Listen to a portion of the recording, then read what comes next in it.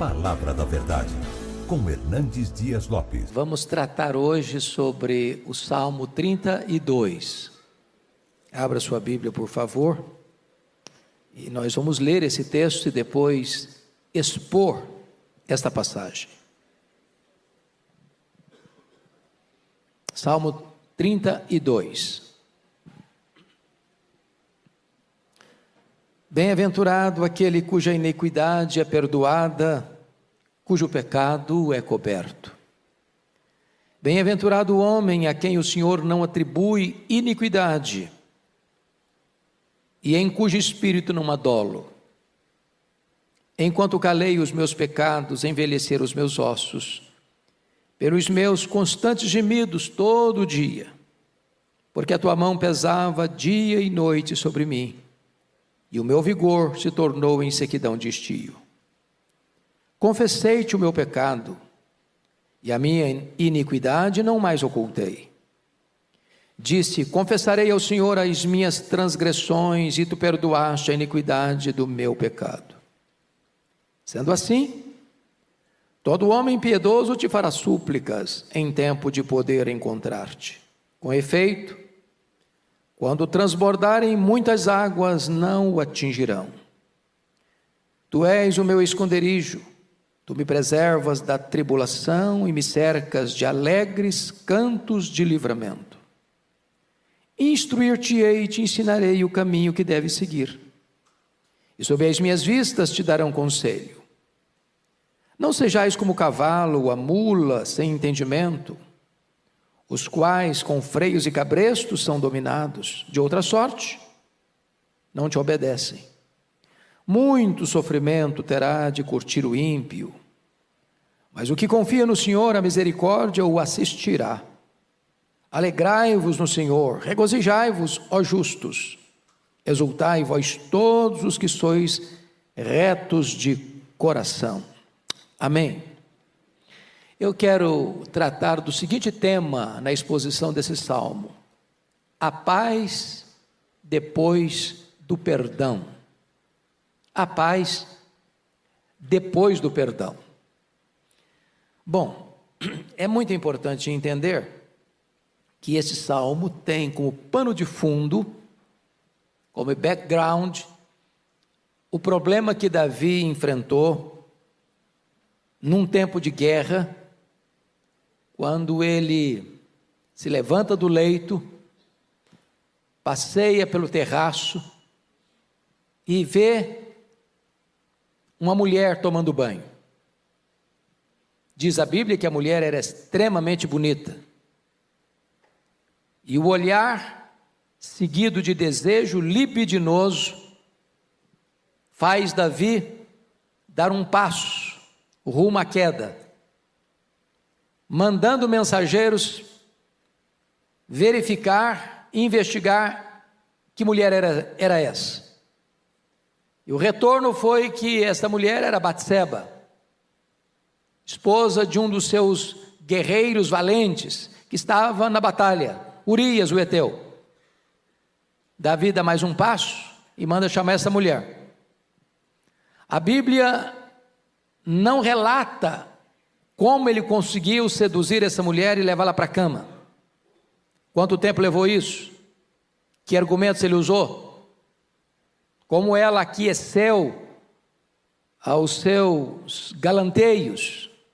O certo é que Davi se deitou com essa mulher, coabitou com ela. Diz o texto que em seguida esta mulher, passado o tempo, manda um recado para Davi: estou grávida. E agora ele está com uma grande batata quente na mão, porque o marido dessa mulher não tem casa, está na guerra. E se essa mulher aparece grávida e o marido na guerra, o resultado, dentro daquela cultura, é que essa mulher corre o risco de ser apedrejada. E então Davi dá mais um passo no seu expediente e manda chamar Urias da guerra. A intenção de Davi é que Urias fosse para casa, coabitasse com a sua mulher, e estaria resolvido o problema. Só que Urias era um homem tão íntegro que ele não achou que seria honesto da parte dele, tendo seus pares na batalha, fora de casa, ele fosse desfrutar da intimidade do seu lar, do relacionamento íntimo com a sua mulher. O plano de Davi começa a se frustrar. Então Davi dá mais um passo, dá um banquete, convida o cara, como se ele fosse uma pessoa muito ilustre, e Davi quisesse honrá-lo, e Davi consegue embebedá-lo, e Davi pensa, bêbado e vai para casa. E talvez ele que não tenha relação com a mulher, ele não vai lembrar direito das coisas. Mas o Urias, mesmo bêbado, não vai para casa. E agora o rei está numa situação adversa. Ele toma mais um passo, rumo à ruína. Ele escreve uma carta para o seu comandante Joabe, e disse: Joabe, bota Urias na frente da batalha, sem retaguarda, deixa-o exposto aos flecheiros, para que ele morra. Bota a carta no envelope, bota o seu selo, e põe a carta na mão do portador, e o portador da carta é o próprio homem que vai ser assassinado. Um ato de crueldade. E Urias não sabe, mas leva uma carta para o comandante, e o conteúdo da carta era a sua própria morte. E Joabe obedece o rei e põe Urias na frente da batalha sem qualquer proteção. E Urias é morto. E Joabe manda um recado: olha, aconteceu isso, aconteceu aquilo outro, tantas pessoas morreram, tantas tragédias aconteceram. Entretanto, nota de rodapé, Urias, o heteu, também morreu. Essa era a informação, essa era a senha. Em guerra morre, né? Não é surpresa para ninguém morrer uma pessoa na guerra. Então Davi dá mais um passo. Ele se casa com a viúva. Ele era polígamo, eu tinha outras mulheres. Ter mais uma não era um escândalo nacional. Aparentemente ele estava protegendo uma viúva que precisava de amparo. E então, diz a Bíblia que a criança que está no ventre de Batseba, Deus põe a mão e o menino adoece. E Deus vai morrer. E o Davi chora, o Davi jejua, e o menino morre.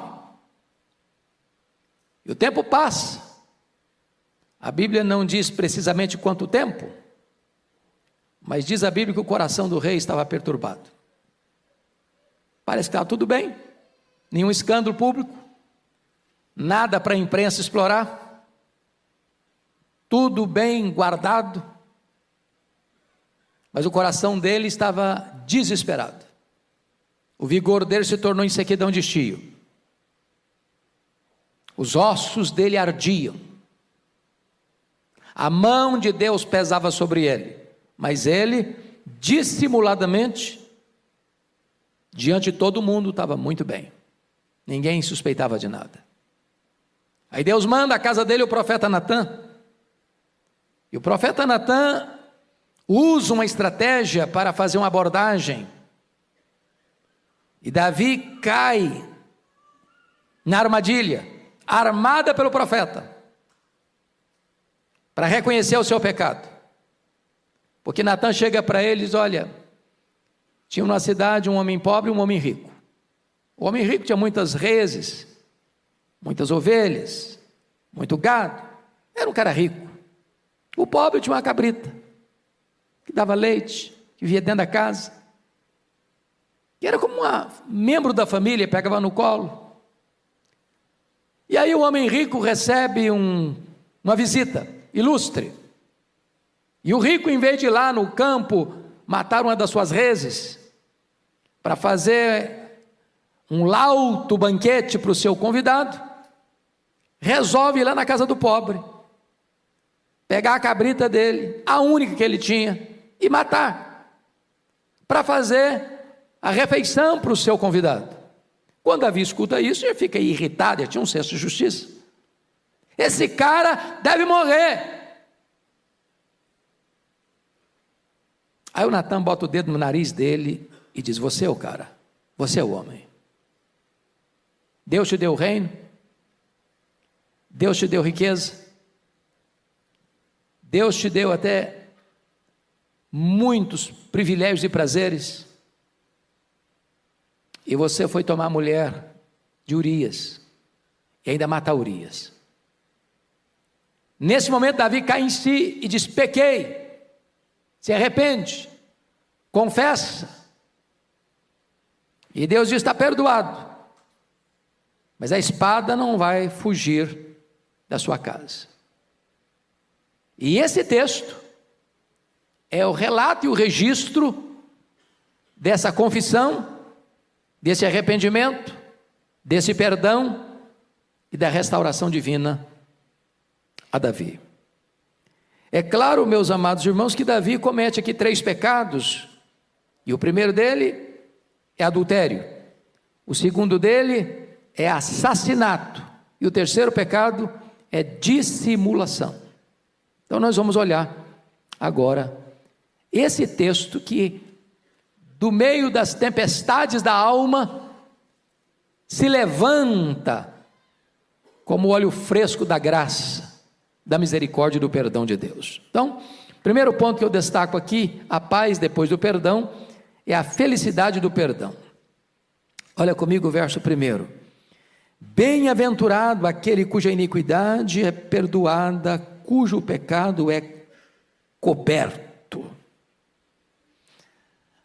Veja você que começa com essa palavra bem-aventurado, e essa palavra é riquíssima, é poderosíssima.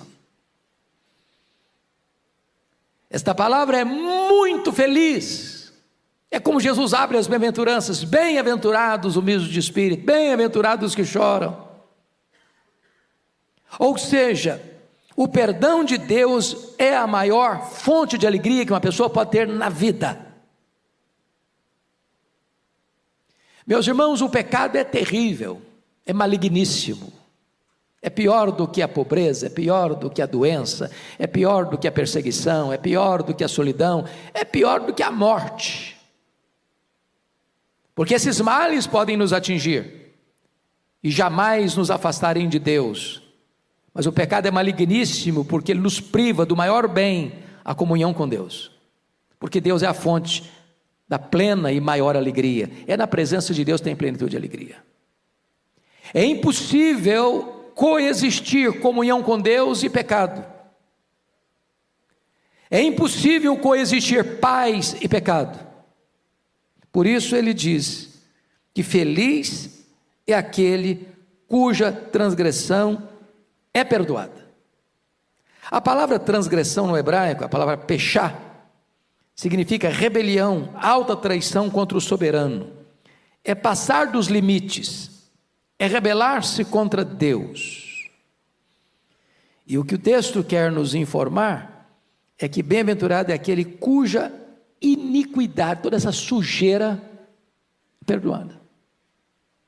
Você e eu estamos aqui, e nós estamos aqui porque a nossa sujeira foi perdoada.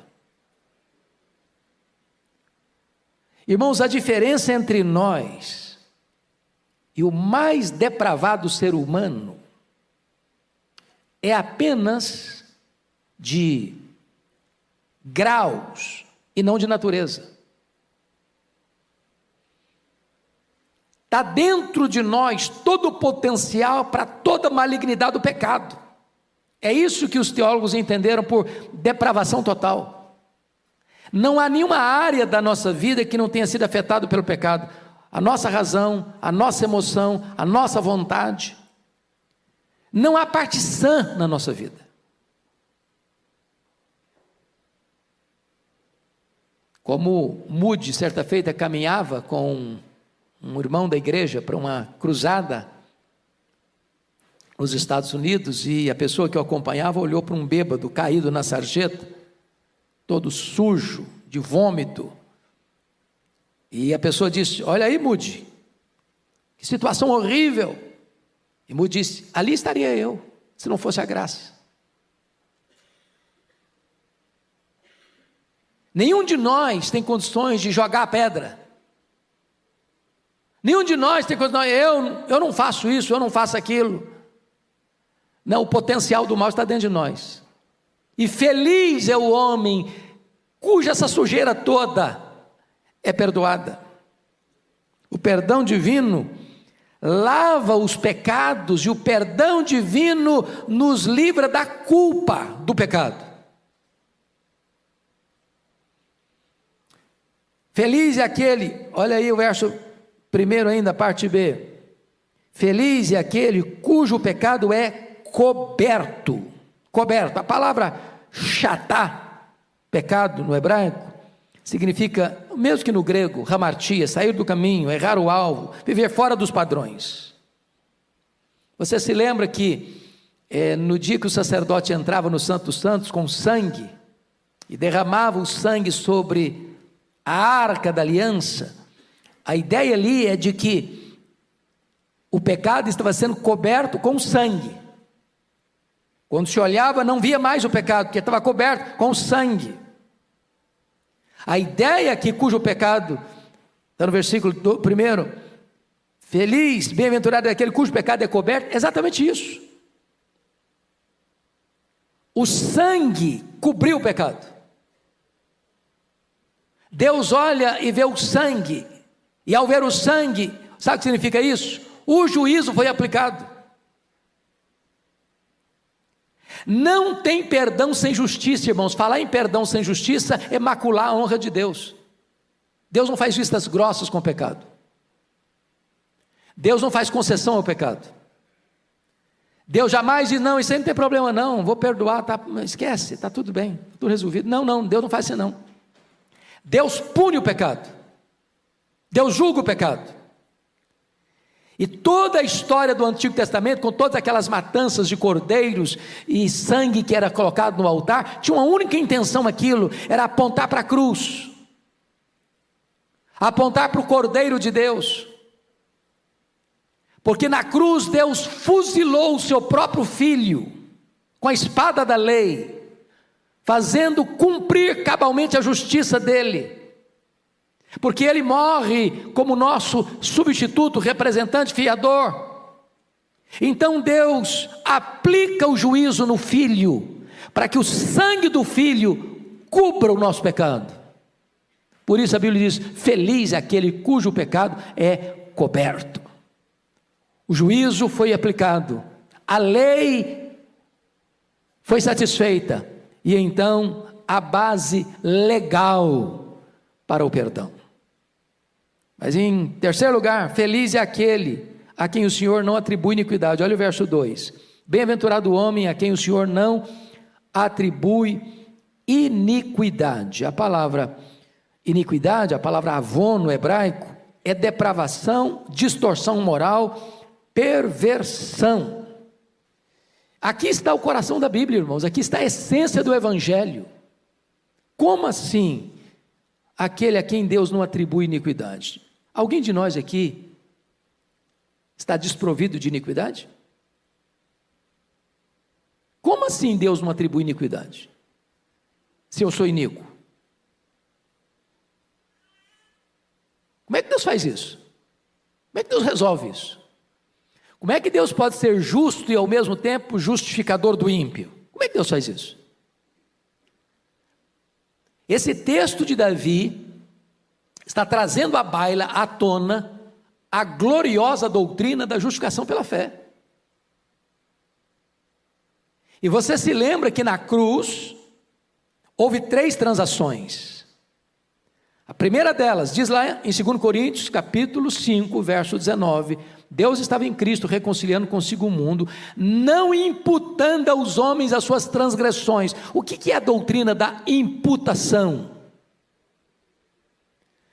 A palavra imputar significa pôr na conta de.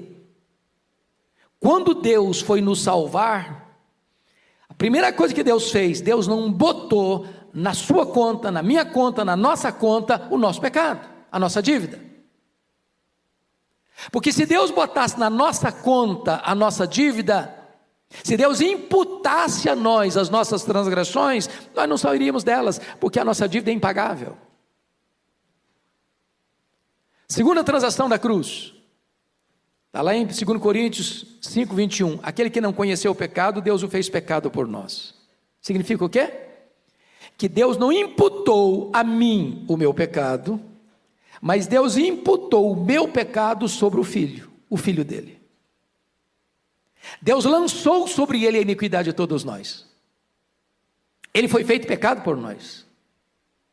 Ele foi ferido pelas nossas transgressões. Agradou ao Pai moê-lo naquela cruz.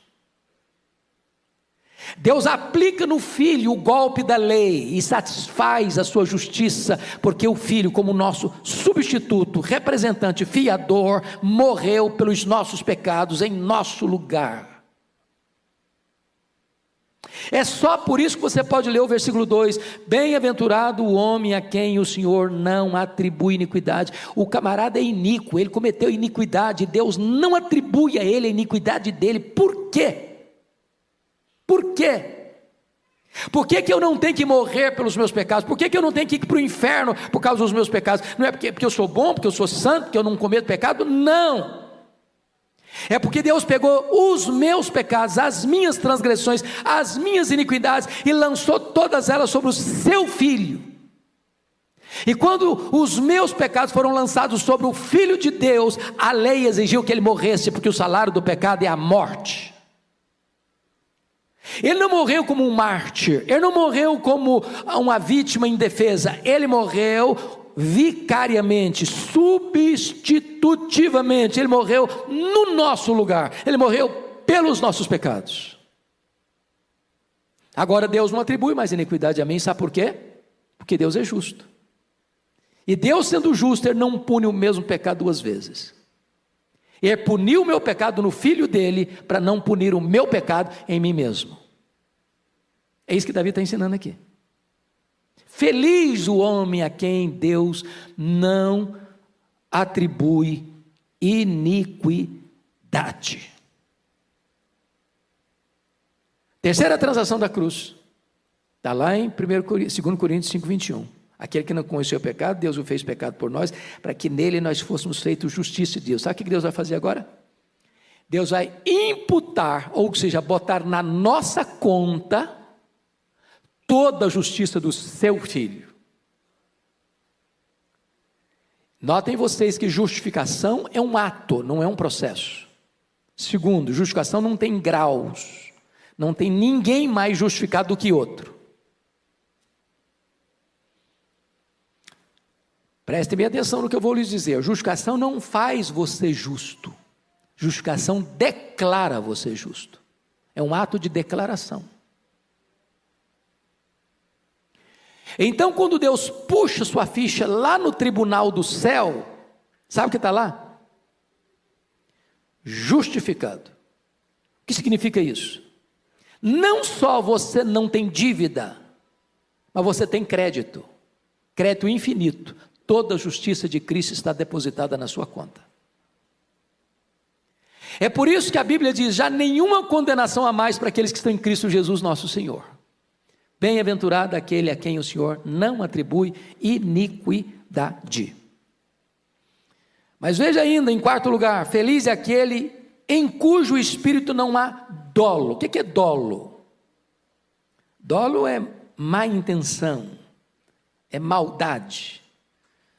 É aquilo que Davi fez, ele cometeu o pecado, tentou se livrar das consequências do pecado, chamando o marido, mandando matar o marido, casando com a viúva, para fazer que estava tudo certo. Ele agiu com dolo.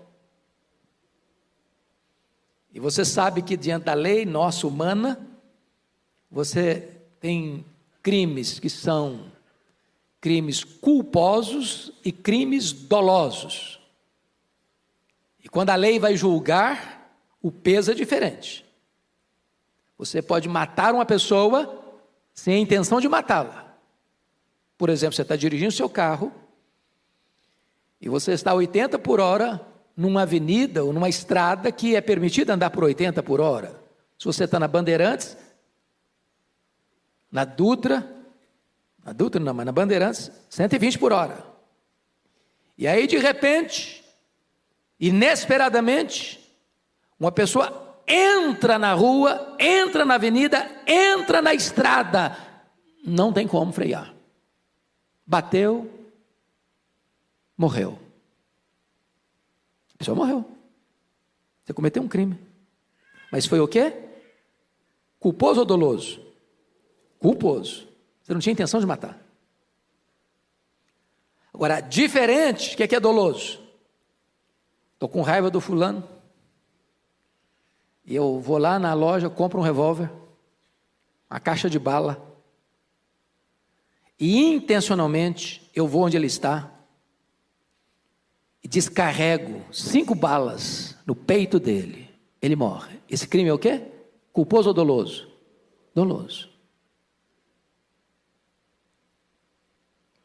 O homem perdoado, o homem transformado, ele não nutre malignidade no sentido de desejar o mal, de armar esquemas para prejudicar. É por isso que o texto vai mostrar para nós essa gloriosa verdade, em cujo espírito não adole. Esse é um cara feliz. Ele não fica maquinando mal. Ele não fica lá deitado pensando, o que é que eu posso fazer para prejudicar o fulano? O que é que eu posso fazer para tomar o que é do fulano? O que é que eu posso fazer para acabar com a reputação do fulano? Não, ele não age mais dessa maneira. Então vamos para um outro ponto agora do texto, que é a infelicidade da impenitência, versos 3 e 4. Olha comigo. Enquanto calei os meus pecados, envelheceram os meus ossos pelos meus constantes gemidos. Vejam você que seus ossos ficaram envelhecidos pelos gemidos. Quando calei os meus pecados, envelheceram os meus ossos pelos meus constantes gemidos. O que Davi está falando aqui? Ele está contando a experiência dele, que viveu. O pecado guardado no coração, ele tem um poder de autodestruição incomparável. O pecado adoece, o pecado enfraquece, o pecado debilita a saúde. Nada arruína mais um cidadão, do ponto de vista físico, emocional, do que o chicote da culpa, do que o tormento emocional. Ele não dorme direito, ele não come direito, ele não tem alegria, ele não tem paz, ele não tem sossego. Ele vive nas correntes grossas da escravidão. Ele vive no pelourinho, sendo chicoteado todo dia e de noite.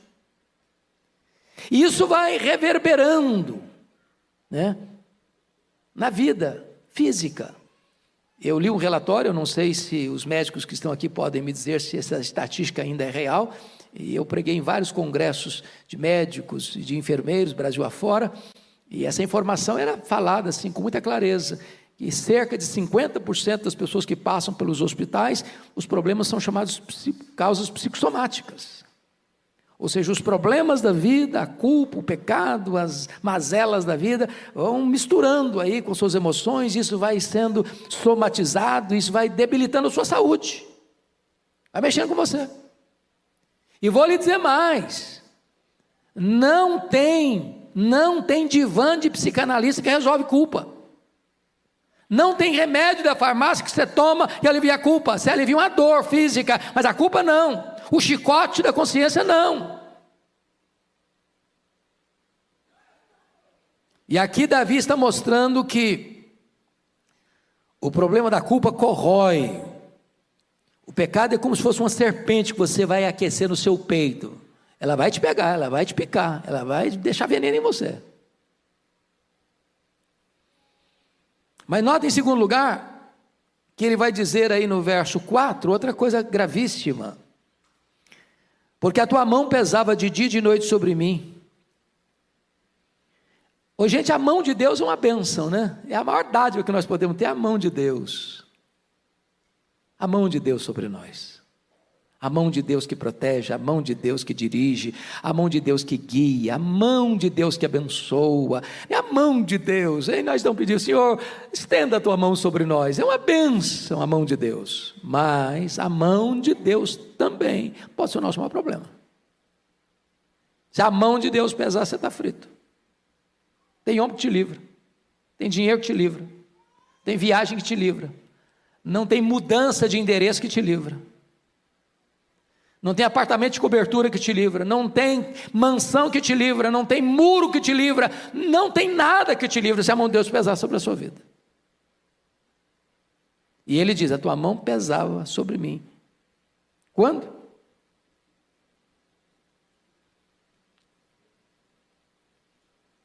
A tua mão pesava dia e noite. Sabe o que é dia e noite?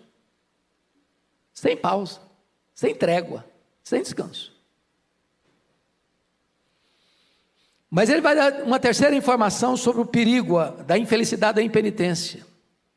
Olha aí, versículo 4, parte B. E o meu vigor se tornou em sequidão de estio.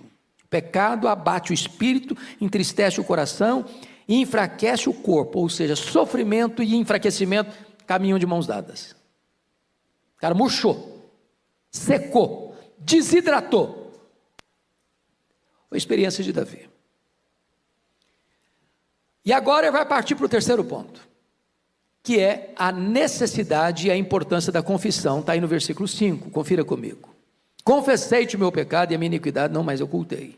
Diz, confessarei ao Senhor as minhas transgressões e tu perdoaste a iniquidade do meu pecado. Vamos entender isso aqui. Davi está expondo o salmo, mas você se lembra que não foi tão espontânea assim a confissão, não. Como é que foi a confissão de Davi? Ela foi provocada por um profeta muito inteligente. Se o profeta chegasse e falou, Davi, você está em pecado, viu, cara? Que negócio é esse, profeta? Não, o profeta chegou de mansinho, contou uma história. E o Davi caiu igual patinho na história dele. Tem hora, irmãos, que a nossa memória precisa ser trabalhada, porque às vezes a gente vai criando certas resistências, certas cercas de proteção para a nossa consciência, para não reconhecer o erro, ou para justificar o erro. Eu pequei por isso. Algumas pessoas dizem, não, mas o Davi, coitado, foi uma vítima. Como é que uma mulher vai tomar banho de janela aberta? Davi era vítima. A Bíblia não trata dessa matéria por esse viés. Em momento algum a Bíblia bota a culpa na Betseba, embora, se ela tomou banho de janela aberta, ela não devia ter feito isso mesmo, não.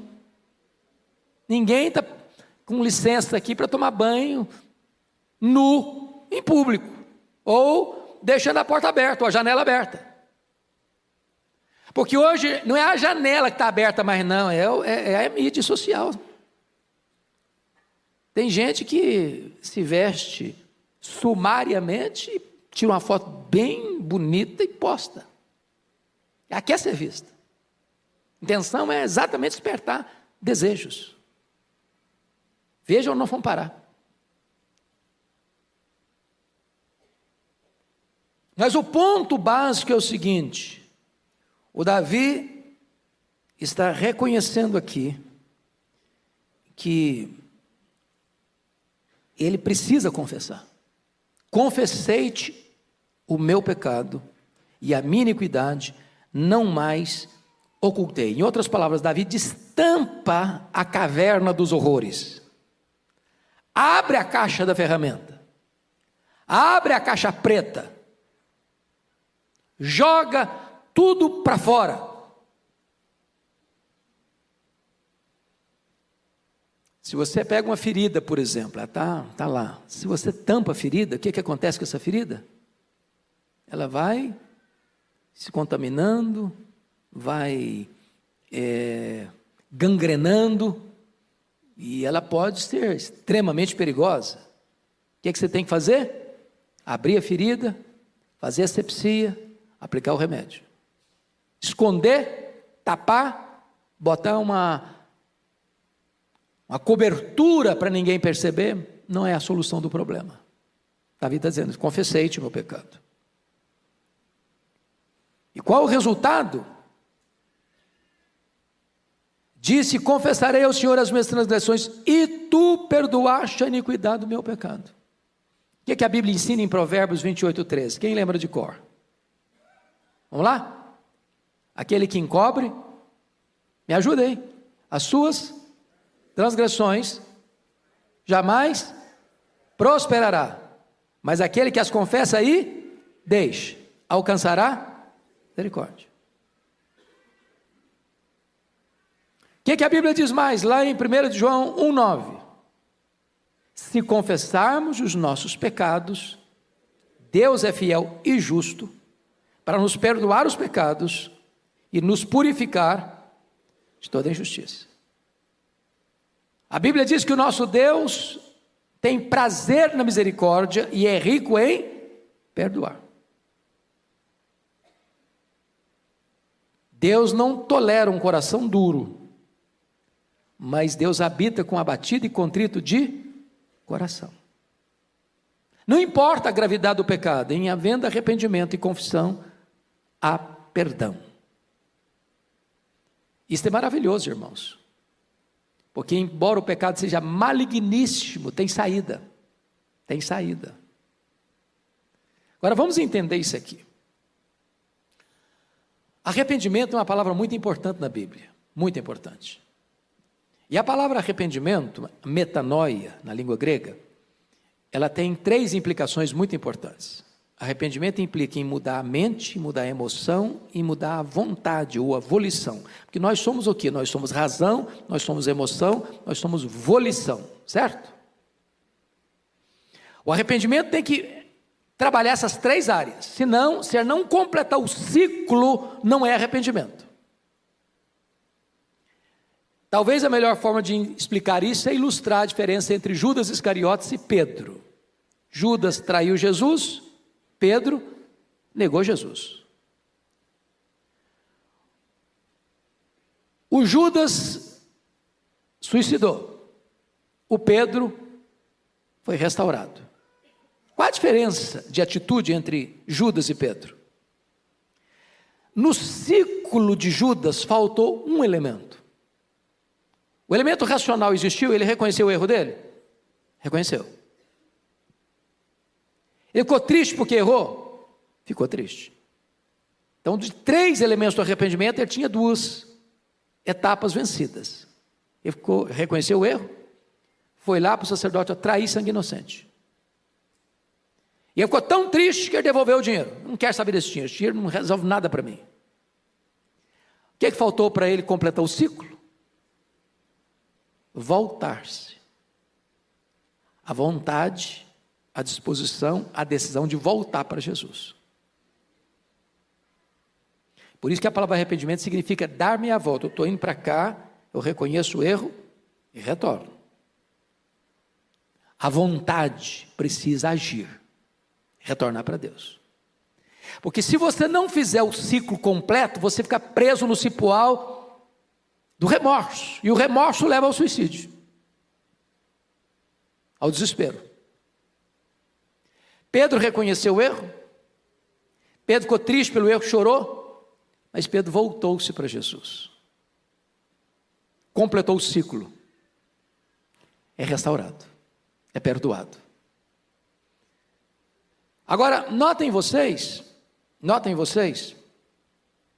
que o perdão é resultado da confissão, e tu perdoaste a iniquidade do meu pecado. Então vamos pegar a ideia aqui do perdoar do pecado.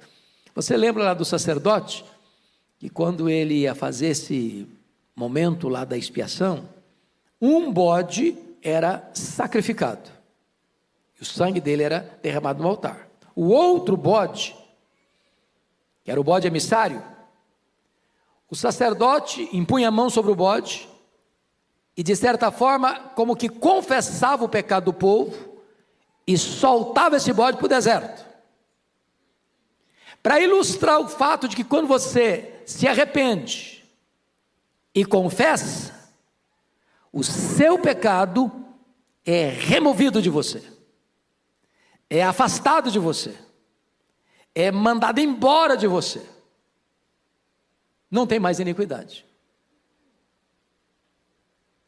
É por isso que está escrito no versículo 5: e tu confessarei ao Senhor as minhas transgressões, e tu perdoaste a iniquidade do meu pecado, a sujeira do meu pecado, tu perdoaste. Por quê? Porque um outro alguém, um substituto seu, levou o seu pecado embora. E Jesus levou o seu pecado embora. Ele carregou o seu pecado sobre o seu corpo no madeiro. E lá na cruz, ele pegou escrito de dívida que era contra você, o seu pecado, rasgou esse escrito de dívida, encravou na cruz e deu um brado: está pago, está consumado. Você que crê em mim não deve mais nada, você está perdoado, está justificado. Isso é a essência do cristianismo, irmão, isso é a essência do evangelho. Se você não entender o que aconteceu na cruz, você vai viver uma vida cristã sofrida, machucada, ferida, porque você vai: meu Deus, eu errei, agora estou perdido, e vivo triste, e não entende o que foi a cruz, se apropriando do perdão. Mas vamos ao terceiro ponto, aliás, ao quarto ponto, que é o impacto da obediência. Olha o versículo 6 e 7 aí comigo. Sendo assim, todo homem piedoso te fará súplicas, em tempo de poder encontrar-te. Com efeito, quando transbordarem as muitas águas, não atingirão. Tu és o meu esconderijo, tu me preservas da tribulação e me cercas de alegres cantos de livramento. Vamos destacar aqui 4 verdades. Primeira, um cristão arrependido é um exemplo para outros cristãos. Quando um crente, irmãos, tem um fracasso e cai, ou um crente comete um pecado, ao se arrepender, ao confessar, ao ser perdoado, ao ter sua vida mudada, aquele que caiu também vai olhar para você: puxa vida, o fulano caiu, o fulano cometeu um erro, o fulano foi perdoado, o fulano foi restaurado. Bom, eu também posso ser restaurado, eu também posso me arrepender, eu também posso confessar, e é o que eu vou fazer. É isso que ele está ensinando aqui. Sendo assim, todo homem piedoso te fará súplicas. O homem piedoso não é aquele homem que nunca erra, não. O homem piedoso é aquele que, porque todos pecam e todos erram, é aquele que reconhece o seu erro, é aquele que se arrepende do seu erro, é aquele que confessa o seu erro, é aquele que abandona o seu erro. Então a pessoa vai olhar e dizer: vale a pena confessar, vale a pena falar com Deus, vale a pena acertar a vida com Deus, vale a pena. E então todo homem piedoso te fará súplicas, em tempo de poder encontrar-te. Segunda coisa, um crente perdoado é poupado das tempestades da vida. Versículo 6, a parte B: com efeito, quando transbordarem as muitas águas, não atingirão. Ô gente, tem tribulação e tribulação. A tribulação da vida, o crente aguenta, de cabeça erguida. A tribulação que o crente não aguenta é a tribulação produzida especificamente por causa do pecado.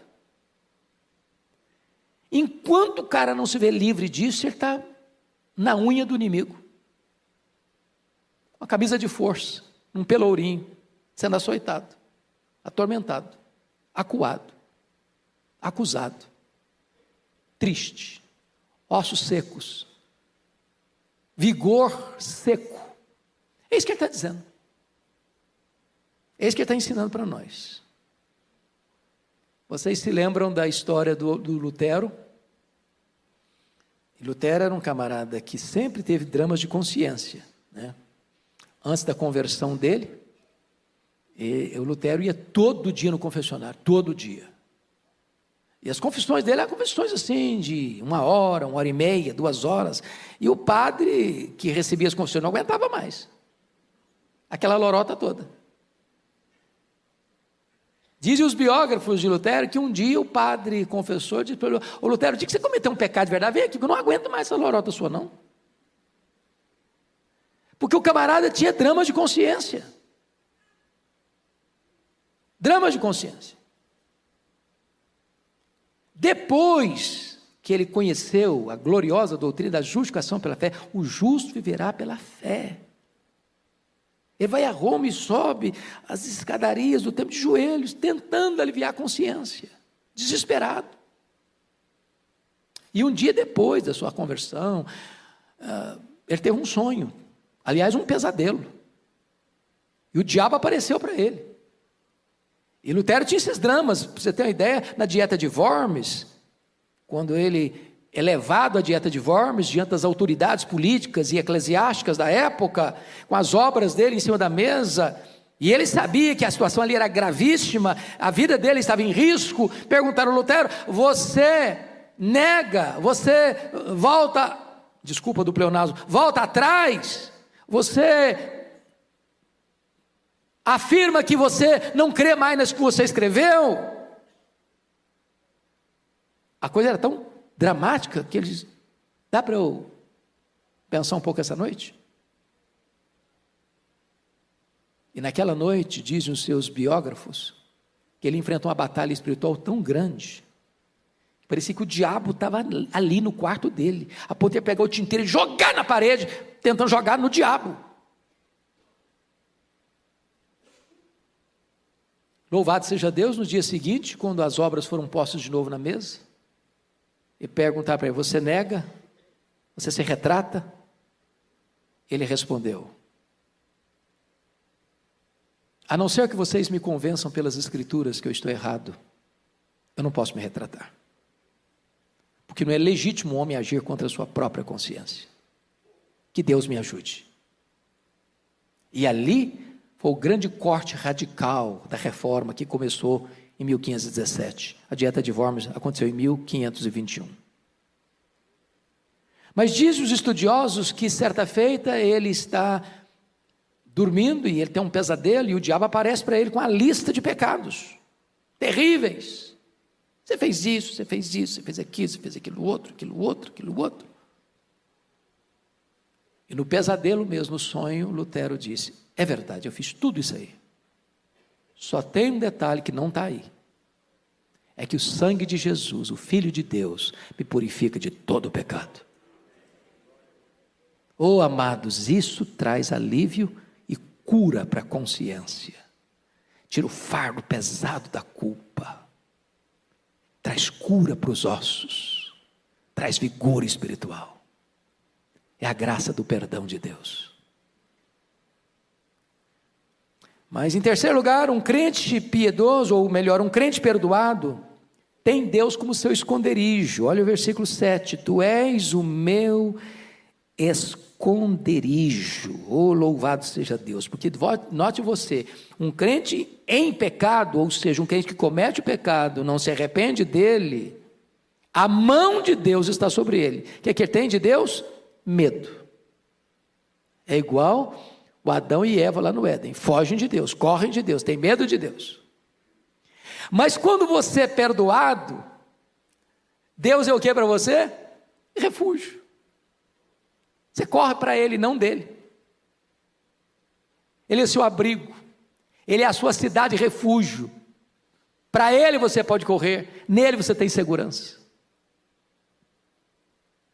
Mas em quarto lugar, um crente perdoado é poupado do sofrimento e cercado de cânticos de livramento. É o que diz o verso 7, a parte B: tu me preservas da tribulação e me cercas de alegres cantos de livramento. Em vez de gemido, tem louvor. Em vez de lamento, tem celebração. Fruto do perdão de Deus.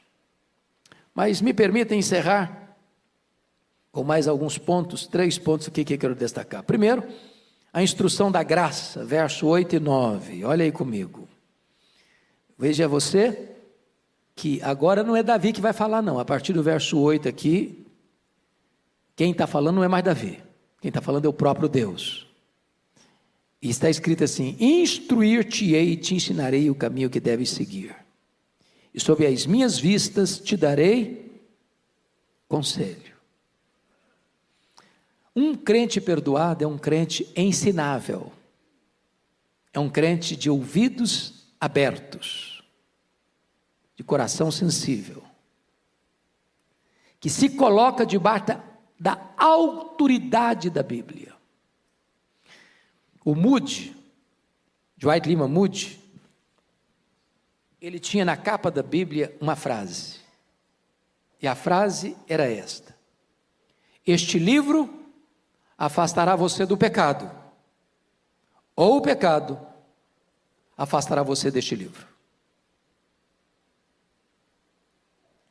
Você não vai encontrar um crente rebelde, vivendo em pecado, tendo prazer na Bíblia. Impossível. Por isso, quando uma pessoa erra e não se arrepende, ela começa a se afastar. Deixa de ler a Bíblia, deixa de orar. Não quer mais vir para a igreja. Parece que o mundo está contra ele. E está mesmo. Está mesmo. E aí o texto está nos mostrando que agora perdoado, arrependido, perdoado, restaurado, Deus instrui e a pessoa quer a instrução. Irmãos, a Bíblia é um livro maravilhoso. É impossível um crente viver sem Bíblia. Você pode ter igreja sem templo. Você pode ter igreja sem música.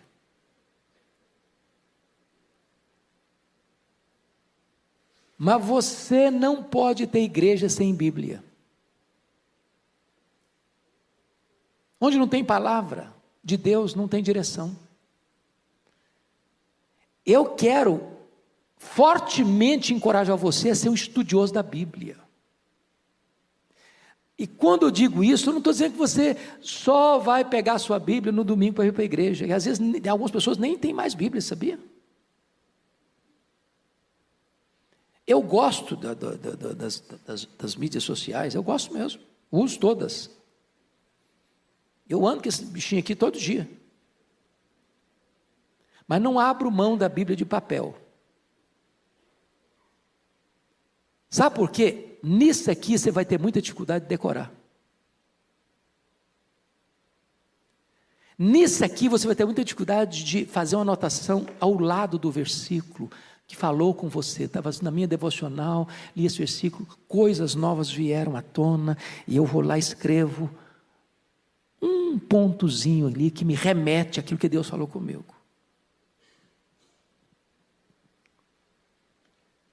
Já me pediram N vezes para eu mudar de versão. Minha Bíblia e a igreja aqui adota a versão ARA, né? Revista atualizada. Por que eu não mudo de versão? Agora saiu a versão atualizada, né? Ótimo, para quem está começando. Eu estou com 63 anos, tenho 40 anos de ministério. Pouquinho que eu sei de Bíblia, que eu decorei, que eu memorizei, é na versão ARA. Vou mudar para quê? Eu vou ter que memorizar tudo, eu não vou conseguir. Não vou conseguir. Eu vou manter aqui mesmo. Eu preciso trazer à minha memória a palavra de Deus. Eu preciso mergulhar um pouco mais fundo. Então, gente, você quer ser um crente com tutano, com musculatura, tem que ler Bíblia.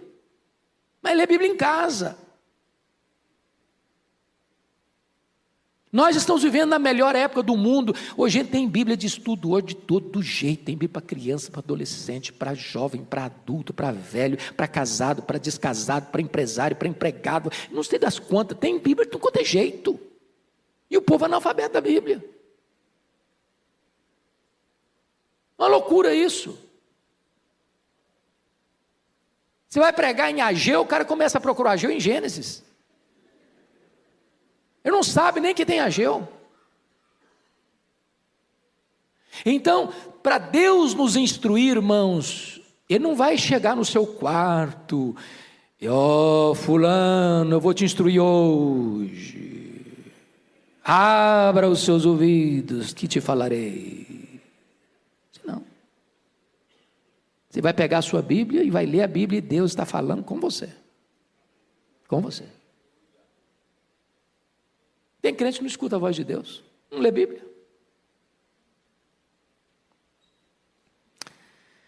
Mas tem um alerta necessário, porque se você não lê, o versículo 9 é que vai se aplicar aí, viu?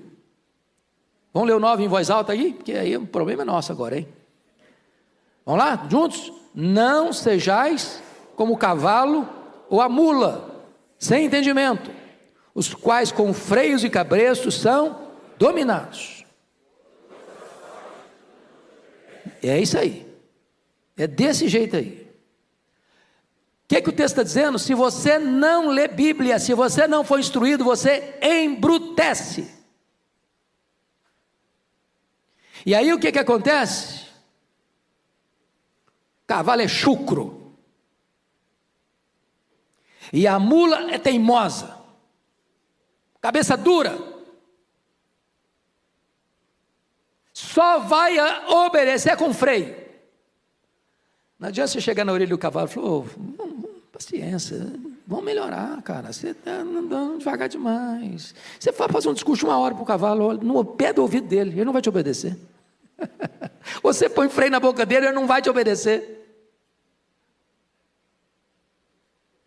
A mula é teimosa, você fala uma vez, fala duas, bate, começa mesmo, teimosa. Tem crente que é assim. Se apanhar, aprender. Falar não resolve.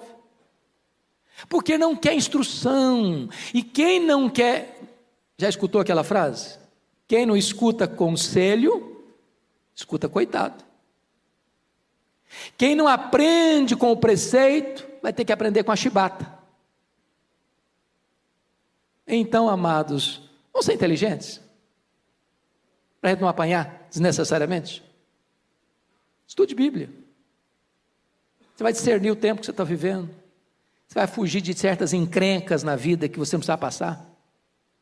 Enrascadas que você não precisava entrar. De alianças que você não precisava fazer.